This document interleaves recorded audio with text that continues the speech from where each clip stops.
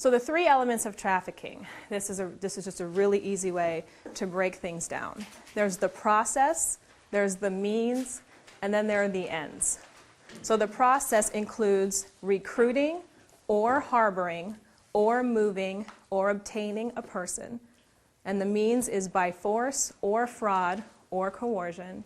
And the ends is for involuntary servitude or debt bondage or slavery or sex trade. So one of these elements in each category does have to be present in order for it to be considered trafficking. Not all, it just is one or the other. Any questions on that? Okay.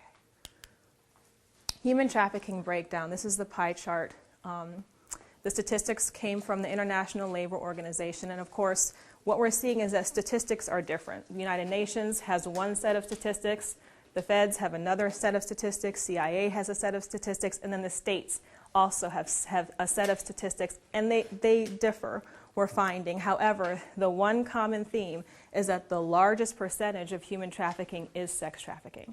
So this says 43% is sex trafficking, 32% is economic exploitation, 25% are other various forms.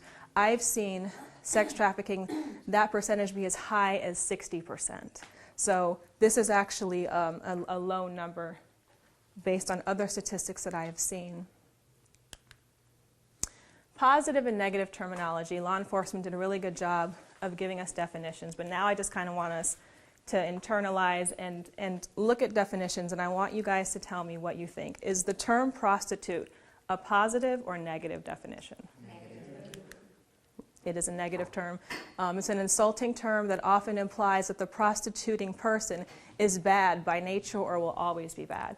And just like what law enforcement was saying earlier, regardless of if the victim is an adult or a child, they are all victims. And about 3 weeks ago, with Officer Brandy and I, we sat down with a victim who was 20 years old, and she wouldn't divulge any information. We were trying to get her into the rescue project and to come into our program. Law enforcement had talked to her for about 4 hours before I went there, and she started to slowly to divulge information, but she really wasn't forthcoming. And when I got there, I'll be honest, it was hard for me to see her as a victim because she was so hardened on the outside. But as I talked to her and pleaded with her, the tears just poured. And I was able to see the little girl that at some point was victimized, that led her, and the victimization as a child led her to where she was. So when we see these victims at first, they might not seem like victims, but they are. They are. Prostituted person or prostituted child, positive or negative term? How many say positive? How many say negative? This is actually a positive term. By using these terms, prostitution is recognized as something that a person does or has done to them, not as something that they are by nature. When this term is used, the focus is on prostitution as a system in which people are abused and exploited. And along these lines, we just really want to be sensitive to the girls that we take in, to the young victims, and we don't want to use terms that are offensive to them. We want to make them feel included, so we just need to be careful in our terminology. Positive or negative? Client or customer? Positive? How many say positive term? How many say negative? It's actually a negative term. Although sometimes used to describe the buyers of commercial sex acts, these terms make the behavior of purchasers of sex seem as ordinary as buying new socks. These terms hide the harm of their behavior. When I go get my hair done, I'm a client. When we go to get our nails done, we're clients. Purchasers of sex acts are not clients. Purchaser or buyer of commercial sex act. Purchaser or buyer. How many say positive term? How many say negative term? How many don't know? This is actually a positive term. These terms describe the behavior being discussed and do not hide the negative impact this behavior has on women and children. How am I doing? Am I going too fast? All right. Now, specifically for our purposes at the Rescue Project, we're going to talk about sex trafficking. This is the definition of sex trafficking.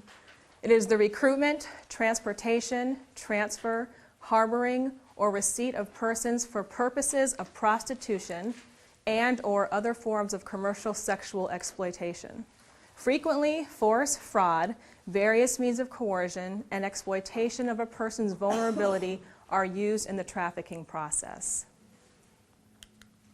Some examples of force and coercion, and keep in mind when we start to look at these, this is where all the mental, physical, and spiritual breaking down of those things begins. The manipulation, the hatred, the breakdown of their the breakdown of them mentally and physically all begins here with force and coercion by kidnapping, rape and gang rape, beating, threats with weapons, threats to family members, torture, confinement, use of restraints, denial of food or water. These things are happening on a daily basis to our victims.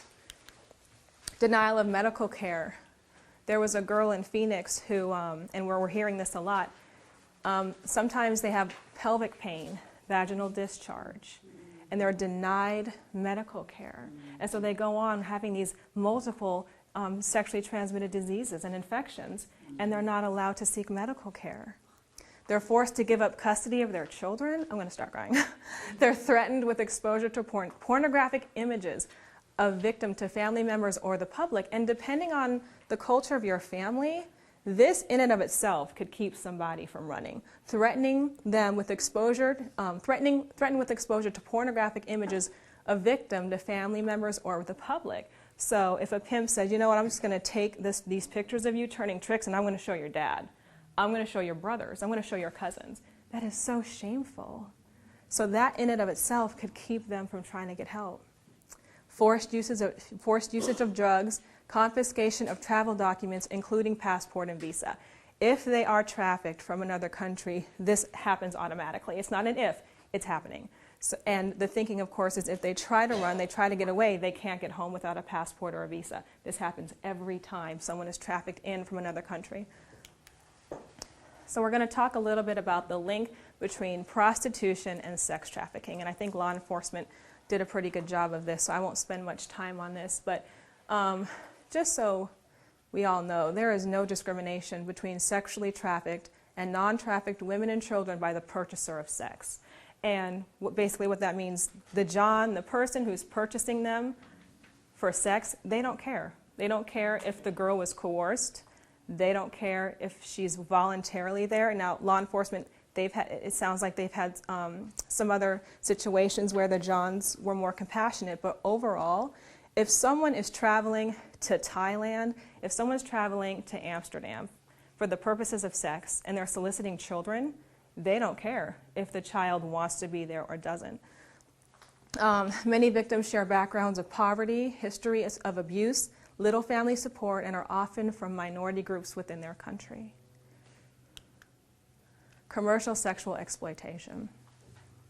I like to think of commercial sexual exploitation as just another form of shaming the victim.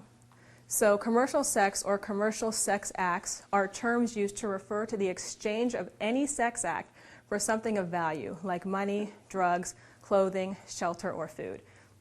So, and again, the movie that we're going to watch a little bit later, it'll tie all this together. But for example, let's say a young girl is trafficked from the Middle East, and she's lured in by someone saying that they want to make her a model. So she's taken from the Middle East to California. Is that considered trafficking? Okay, she was trafficked. Now she gets to California with her pimp, and they just live in his house, and he demands sex. That's not commercial sex because no money has changed hands. Commercial sex is when the men start to come in and purchase the girl. So just kind of an overview of the differences. But commercial sexual exploitation, well, let me just keep going. It'll make more sense. Frequently, victims of sex trafficking are trafficked into and abused in prostitution.